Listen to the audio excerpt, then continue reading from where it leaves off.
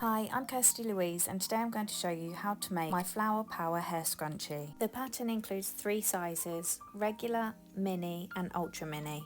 You'll find a link to this pattern in the description of this video. Now let's go over the supplies that you're going to need. You'll need some fabric, nothing too lightweight, some fabric scissors, some pinking shears, these are optional, a tape measure, some elastic, I use 1/2 inch elastic, some thread snips, a bodkin, this is what I use to pull the elastic through, a safety pin, a fabric pen or something to mark your fabric, something with a pointy end, I use an old makeup brush, fabric clips or pins, I use clips, and some paper scissors and tape or glue. As this is a digital pattern, you'll need access to a printer. Make sure your printer's set to 100% scale or actual size. You can use the guides at the top of the page to check that it's printed correctly. Cut down the black line on the right hand side of the page. Make sure the center arrows meet and stick the 2 pages together.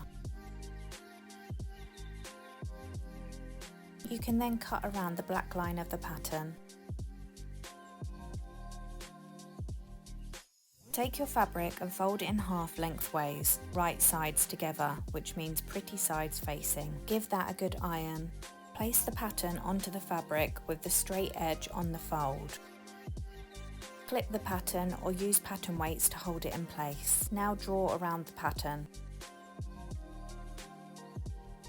Remove the pattern and it should look like this.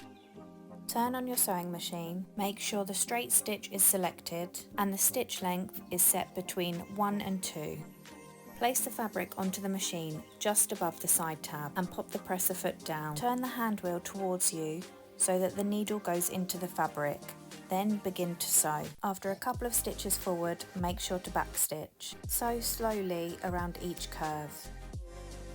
When you get to the point, stop sewing, make sure your needle is in the fabric, lift up the presser foot, swivel the fabric around, pop the presser foot back down and continue to sew.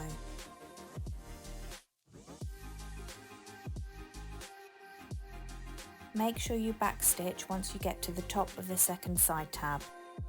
You're now going to cut into each of the points. You need to cut a straight line into this point as far as you can without actually cutting the stitches. Not cutting close enough will cause the fabric to pucker when you turn it right side out. You really want to avoid this, so take your time with this step. Once that's done, cut each of the side tabs. If you're not using pinking shears, you're going to want to cut around each of the curves about 1/8 of an inch from the seam. Then you're going to cut little triangles around each of the curves, just like this. This is what helps the curves lay nice and flat when we turn it right side out.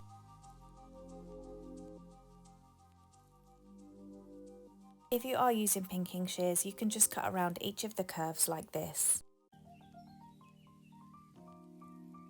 Take the safety pin and attach it to one of the side tabs, then carefully turn the fabric right side out.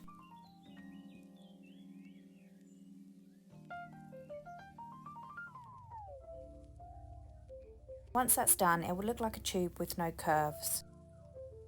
This is where I take my old makeup brush and gently push out each of the curves.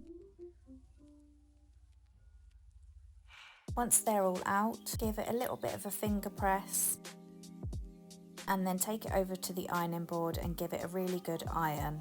Fold in one of your side tabs. Mark approximately 3/4 of an inch in from each side tab and approximately 3/4 of an inch up from the fold.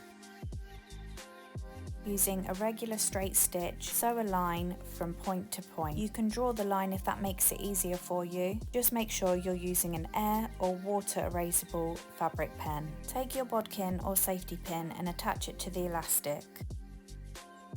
Thread the elastic through the channel that you just created. Clip the other end of the elastic so it doesn't pull through the channel.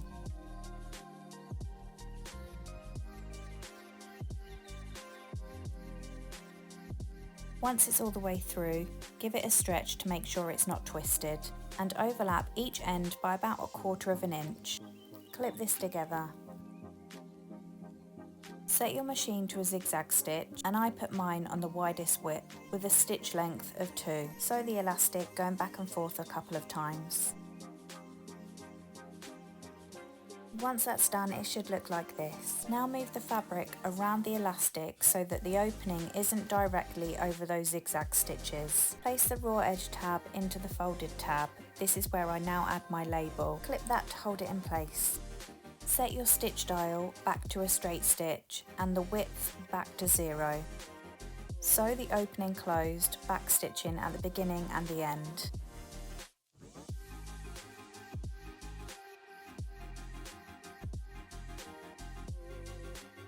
Cut away any loose threads and move the fabric so it's evenly around the elastic. And then you have finished your Flower Power scrunchie. I really hope you enjoyed this tutorial, and I'd absolutely love and appreciate if you could give this video a like and subscribe to my channel.